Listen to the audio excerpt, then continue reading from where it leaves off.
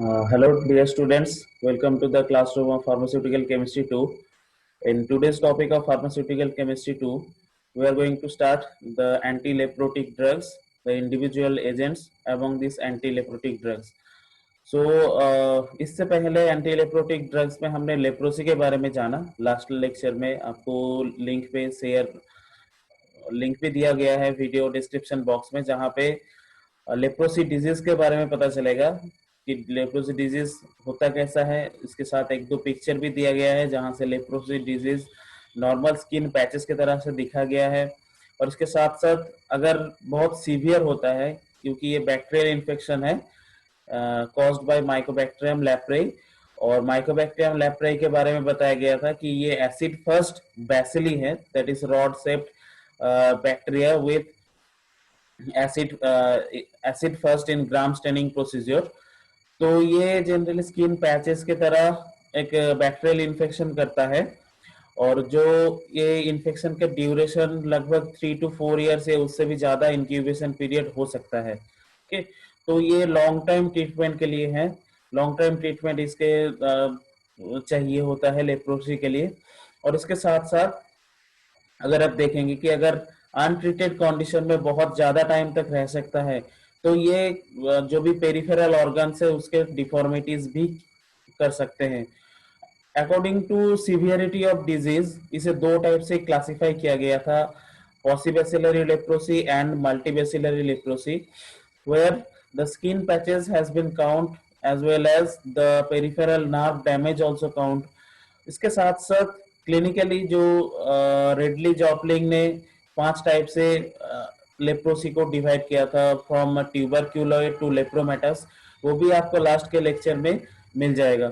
इसके साथ साथ अगर हम ट्रीटमेंट की बात करें तो एंटी लेप्रोटिक ड्रग्स में इंडिविजुअल एजेंट में हमने क्लासिफिकेशन पढ़ा था. क्लासिफिकेशन में हमने सबसे पहले डैप्सोन को देखा था. डैप्सोन के बाद हमें डाई मिला था. और डैप्सोन कौन से क्लास में आता है? डैप्सोन आता है नॉर्मल सल्फोन क्लास में, जो generally the structure related to the sulphonamide. Next phenazine dye drugs हमने देखा था. उसके बाद कुछ एंटी टीबी ड्रग देखा था जो ट्यूबरक्यूलोसिस में भी यूज होता है, और ये लेप्रोसी कंडीशन ट्रीट करने के लिए भी यूज किया जाता है. इसके साथ साथ नॉर्मल कुछ एंटीबायोटिक देखा था जो यहाँ पे यूज होता है. तो चलिए एक एक करके जानते हैं वो इंडिविजुअल एजेंट्स के बारे में. तो सबसे पहला ड्रग जो है दैट इज डैप्सोन. तो डैप्सोन का स्ट्रक्चर आपके सिलेबस में है. ओके, डैप्सोन के स्ट्रक्चर अगर देखेंगे तो डैप्सोन के स्ट्रक्चर में सिंपल एक सल्फर कॉन्टेनिंग कंपाउंड है, जिससे सल्फर SO2. अब SO2 के दो साइड में सेम स्ट्रक्चर है. अगर आप यहाँ पे देखें तो that is aniline structure. Okay, aniline structure और एमाइनो बेंजोइन स्ट्रक्चर. तो अगर IUPAC के नामकरण किया जाए तो IUPAC नोमेनक्लेचर में एक रिंग को पेरेंट रखा गया है, दैट इज 4 एनिलीन. तो aniline, this structure is known as aniline. अब एनिलीन के 4 नंबर पे क्या है? That is 4 amino benzyl sulfonyl. That is 4 amino benzoyl sulfonyl aniline. This is the IUPAC name of dapsone. और कॉमन नेम में इसे DDS भी कहा जाता है. DDS का फुल फॉर्म है di amino di benzene sulfonyl. ठीक, अगर ब्रांड नेम की बात करें तो ब्रांड नेम में देखिए एक्नेसोन, एक्नेजोन, एक्नेसॉल भी आता है, एक्नेडेप, डेक्सासोन, डेमिसोन, ओप्लोमैक. तो ये सारे जो ब्रांड नेम किया गया है क्योंकि ये ड्रग और ये डैप्सोन बहुत ज्यादा यूज होता है एक्ने कंडीशन ट्रीट करने के लिए. तो ये एक्नेसोन, एक्नेजोन, एक्नेडेप, ये इसी का नतीजा है कि ये सारे ब्रांड नेम है. इसके साथ साथ जो Oflomac DX is the dapsone along with the ofloxacin antibiotic combination. So in terms of dosage form, as you know that it is a skin condition or topical condition, तो generally formulations are related to the topical. तो यहाँ पे topical formulation में cream use किया गया है, gel use किया गया है, ऑइंटमेंट यूज किया गया है. इसके साथ साथ ये सिस्टेमिक सर्कुलेशन में भी काम करता है नर्व्स को ट्रीट करने के लिए, इसलिए इसे टैबलेट फॉर्मुलेशन में भी मिलता है ये नॉर्मल डैप्सोन. यूज के बात करें तो ये लेप्रोसी में यूज होता है.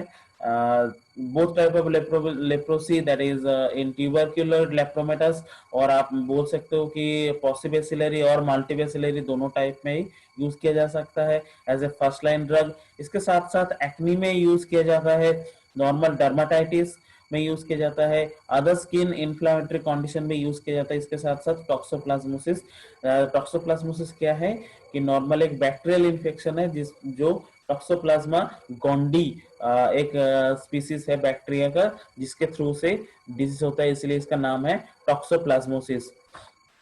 इसके प्रॉपर्टीज के बात करें तो ये कलरलेस और क्रीमी व्हाइट क्रिस्टलाइन पाउडर है with mass of 248 gram per mole. Melting point is sharp melting point of 175 degree centigrade. Solubility की बात करें तो जनरली ये जो देखिए ये जो स्ट्रक्चर है इसमें दो बेंजीन रिंग है, तो benzene ring represent the high lipophilicity of the compound, तो लिपोफिलिसिटी जितना ज्यादा होगा तो वाटर सॉल्युबिलिटी उतना कम होगा, तो it is insoluble in water but soluble in alcohol and acetone. इसके साथ साथ stability, normal nitrogen containing compound है, सल्फर कंटेनिंग कंपाउंड है, तो आप जब इसे हीट करोगे या ऑक्सीडेशन करोगे तो ये डिकम्पोज होगा। तो नाइट्रोजन और sulphur containing compound always emits the toxic fumes of nitrogen oxide as well as sulphur oxide. अगर सल्फर प्रेजेंट है तो सल्फर ऑक्साइड, सिर्फ नाइट्रोजन प्रेजेंट है तो नाइट्रोजन ऑक्साइड, या दोनों प्रेजेंट है तो दोनों के ऑक्साइड रिलीज होता है जो जनरली टॉक्सिक होता है, that forms any damage in the respiratory system if inhaled. ठीक है, तो वो टॉक्सिक होता है। इसके साथ साथ storage normal tightly close container में स्टोर किया जाता है। तो ये था टैप्सन के बारे में। अब जो कंपाउंड है दैट इज क्लोफाजिमिन। तो क्लोफाजिमिन दिस है एमीन कंटेनिंग कंपाउंड और दिस इज अ डाई। ठीक है, डाई मतलब जिसमें कलर प्रोड्यूस होता है, तो इसका जो फिजिकल प्रॉपर्टीज होगा ये बिल्कुल भी सॉलिड या व्हाइट क्रिस्टलाइन पाउडर नहीं होगा। ओके, ब्रांड नेम की बात करें तो ये लैमिप्रिन, हैंसेप्रिन, क्लोफाज और क्लोफाटस इस ब्रांड नेम में अवेलेबल है। लैमिप्रिन और हैंसेप्रिन बहुत ही ज्यादा पॉपुलर ब्रांड नेम है क्लोफाजिमिन का, और डोसेज फॉर्म में कैप्सूल, मेनली कैप्सूल फॉर्म में मिलता है ये।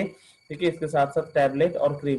कैप्सूल का एडवांटेज क्या है क्लोफाजिमिन का कि जैसे कैप्सूल इसमें जिलेटिन एक कवर रहता है नॉर्मल ग्रेन्यूल्स के ऊपर, तो वो डाई इजीली वो कलर डिकलराइज नहीं होता, तो डिकलराइज नहीं होता है तो जनरली उसका प्रॉपर्टीज सही रहता है, इसीलिए ये कैप्सूल फॉर्म में ज्यादा अवेलेबल है। यूज के बात करें तो ये बैक्टीरिसाइडल है फॉर माइकोबैक्टीरियम लेप्रे।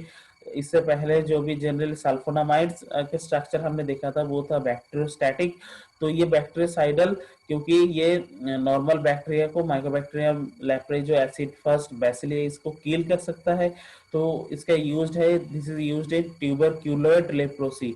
ठीक है, तो जनरली जो ट्यूबरक्यूलोइड लेप्रोसी होता है वो जनरली हमने देखा कि जनरली लेस सीवियर लेप्रोसी को ट्यूबरक्यूलोइड लेप्रोसी कहा जाता है, that is a paucibacillary leprosy form. इसके साथ साथ ये डर्माटाइटिस कंडीशन में यूज किया जाता है, इसके साथ chronic and acute skin inflammatory condition में भी, अदर स्किन इन्फ्लामेटरी कंडीशन में यूज किया जा सकता है। और इसके साथ साथ ये toxoplasmosis that has been treated by this drug. Toxoplasmosis होता है टॉक्सोप्लाज्मा गोंडी बैक्टीरिया से।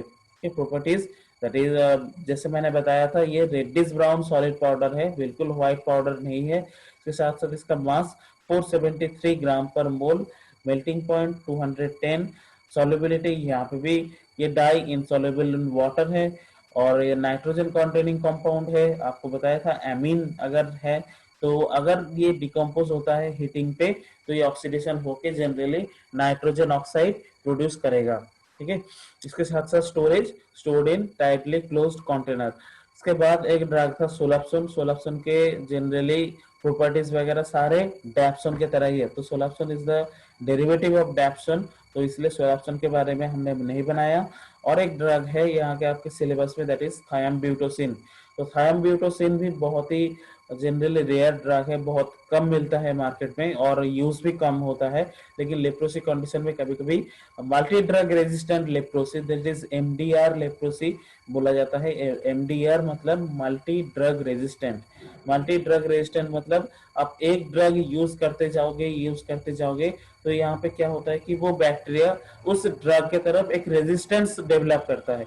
तो उस रेजिस्टेंस को ओवरकम करने के लिए हमें क्या करना पड़ता है कि एक से ज्यादा ड्रग से ट्रीट करना पड़ता है। तो ये जो मल्टी ड्रग रेजिस्टेंट कंडीशन ये लेप्रोसी में भी देखा जाता है, अदर एंटी बैक्टीरियल इन्फेक्शन में भी देखा जाता है।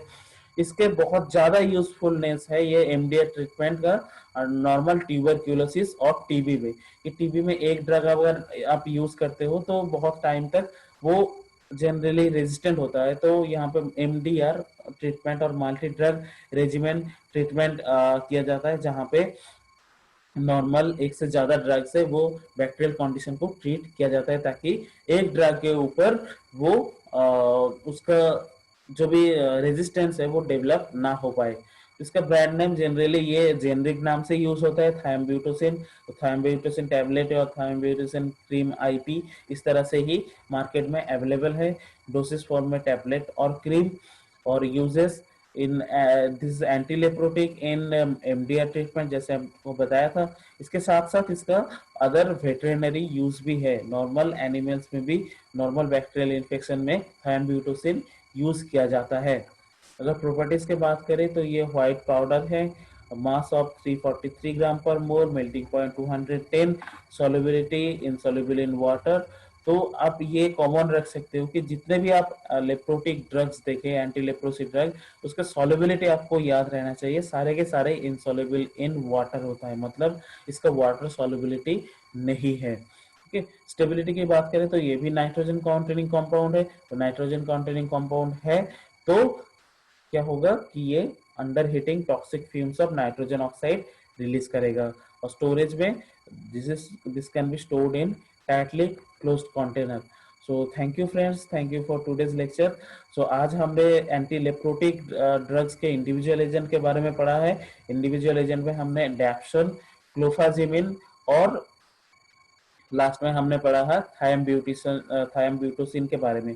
इसके अलावा और एक ड्रग है सेलॉप्सन, जो सोलाप्सोन जनरली डैप्सन के रिलेटेड टू है। ठीक है।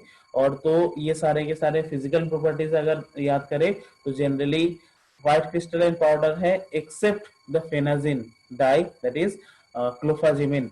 और ये सारे के सारे एंटी लेप्रोटिक ड्रग्स है और ये वाटर में insoluble है। Okay, so thank you friends, thank you for your time. Hope you enjoyed the lecture, and for any queries, comment in the comment section. I will definitely try to resolve those your queries. Thank you.